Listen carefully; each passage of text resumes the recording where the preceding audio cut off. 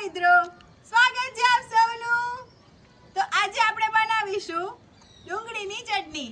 ઉનાળો આવી રહ્યો છે, હવે શાકભાજી જલ્દી સારા મળે પણ નહીં, ફ્રેશ નહીં મળે અને શાકભાજી ઘરમાં ના હોય અને દાળ ભાત એકલા બનાવ્યા હોય તો ઘરમાં લોકોનું મોં ચડી જશે કે એકલું દાળ ભાત કેવી રીતે ખાવું।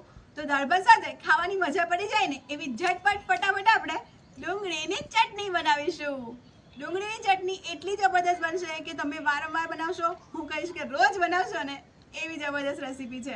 તો ચાલો હવે આપણે બનાવવાનું શરૂ કરીશું। ઝટપટ બની જતી ડુંગળીની ચટણી।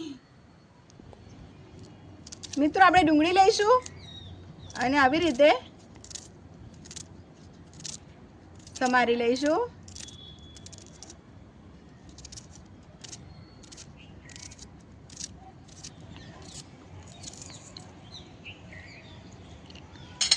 તો ડુંગળીને હવે આપણે વાટી લઈશું।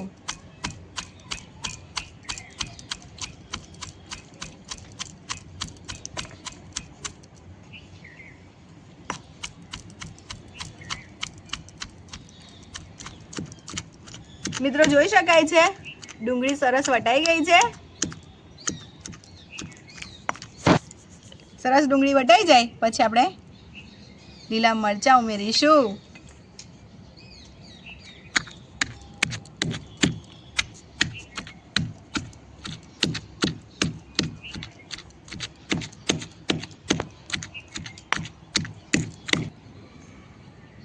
તો આપણે લસણ ઉમેરીશું, પણ લસણ એકદમ ઓછું ઉમેરવાનું છે। લસણનો ખાલી થોડો કચાસવાળો ટેસ્ટ આ ચટણીમાં સારો લાગશે, પણ આગળ પડતો નહીં। તો લસણ પણ સરસ વટાઈ ગયું છે।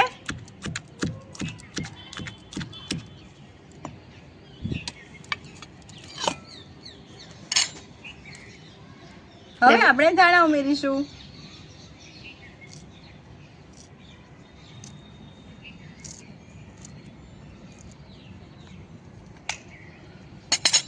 ધાણા પણ આપણે ફ્લેવર પૂરતા ઉમેરવાના છે, સૌથી વધારે ડુંગળીનું પ્રમાણ રહેવા દેવાનું છે। આ બધું આપણે સારી રીતે વાટી લઈશું। ધાણા સરસ વટાઈ ગયા।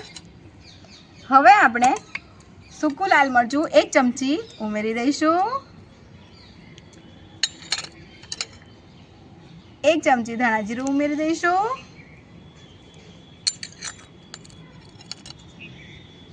સ્વાદ મુજબ મીઠું ઉમેરી દઈશું। મિક્સ કરી લઈશું।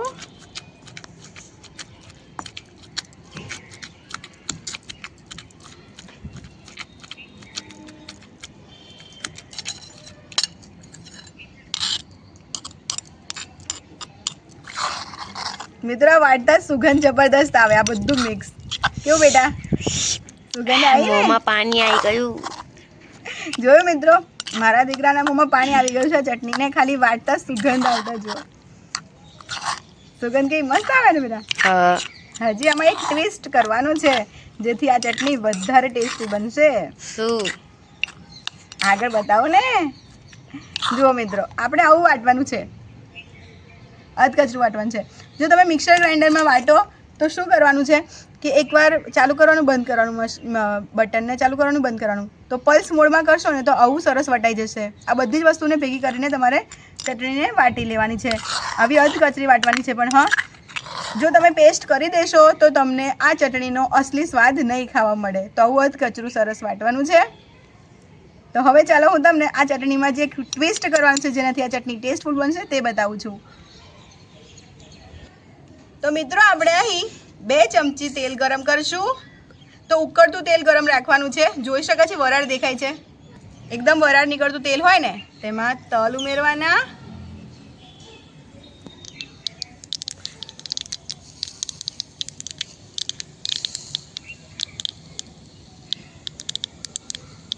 અને તલ સરસ આવી રીતે તતડી જાય પછી આપણે ચટણીમાં આ તેલ ઉમેરવાનું છે।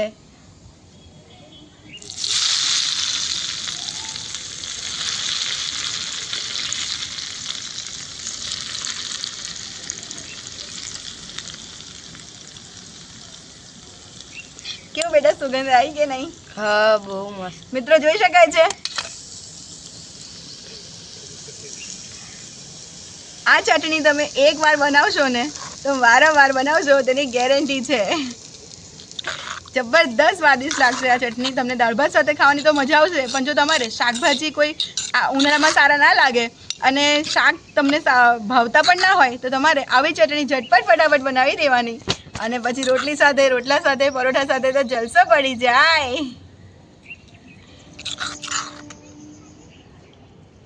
મિત્રો જોઈ શકાય છે આપણી ચટણી સરસ મજાની બનીને તૈયાર છે. ટેસ્ટફુલ, એકદમ ટેસ્ટફુલ. તો ચાલો હું તમને બતાવું કે આ ચટણીને આપણે કઈ રીતે ખાવાની છે તે. તો આવી રીતે દાળ ભાત લેવાના અને દાળ ભાત પર આવી રીતે સર્વ કરવાની છે મિત્રો. જો આમ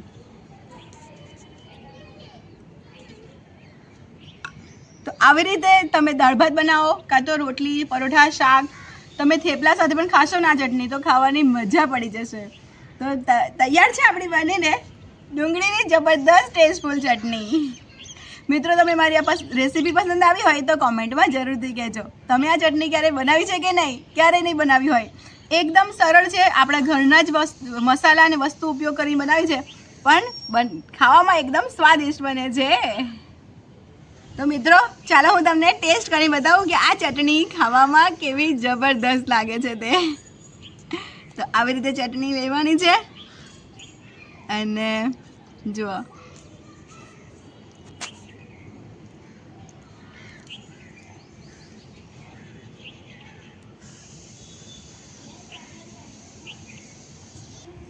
તો હું ટેસ્ટ કરીને બતાવું.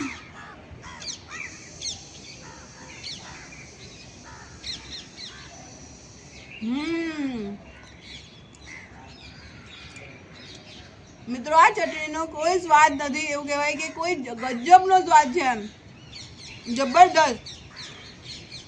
તમે પણ આવી રીતે બનાવો ને પછી મને કોમેન્ટમાં જરૂરથી જણાવજો તમને કેવો સ્વાદ લાગ્યો. મિત્રો તમને મારી આ ઝટપટ ફટાફટ ટેસ્ટથી ભરપૂર એવી ડુંગળીની ચટણીની રેસીપી કેવી લાગી એ કોમેન્ટમાં જરૂરથી કહેજો. તમે પણ આ ચટણી બનાવજો અને પછી મને કોમેન્ટમાં કહેજો કેવી સ્વાદિષ્ટ લાગી કે નહીં.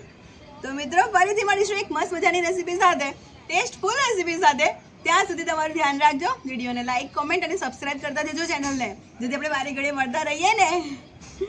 Love you all.